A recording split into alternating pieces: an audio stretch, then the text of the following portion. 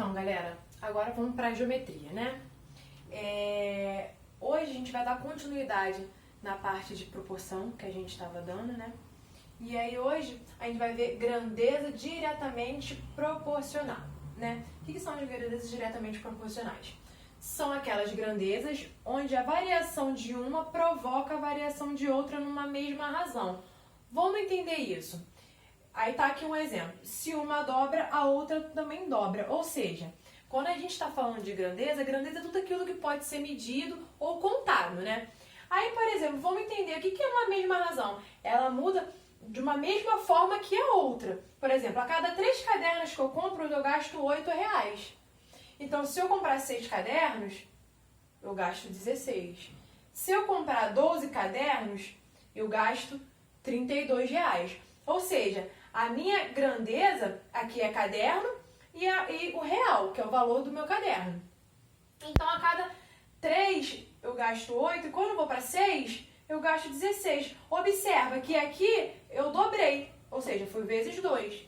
Automaticamente aqui também aconteceu de eu dobrar. Então, o que acontece? Quando a gente tem a mesma razão, a razão aqui no caso, olha quem é? O vezes 2. Então, quando a gente tem a mesma razão acontecendo em ambos os lados, tanto quando eu aumento a quantidade de caderno, eu vou automaticamente aumentar o meu valor pela mesma proporção, ou seja, aqui ó. Então, a gente fala que aquilo é uma grandeza diretamente proporcional, ou seja, ambas estão crescendo. Se aqui cresce o dobro, aqui também cresce o dobro. Por exemplo, se aqui crescesse o triplo, aqui também cresceria o triplo. Né? Se aqui decrescesse cada um terço, também iria decrescer um terço. Então, a gente fala que grandeza diretamente proporcional nada mais é que quando a gente tem duas grandezas ou mais, que a gente vai fazer a comparação de uma com a outra e elas crescem ou decrescem numa mesma proporção, né?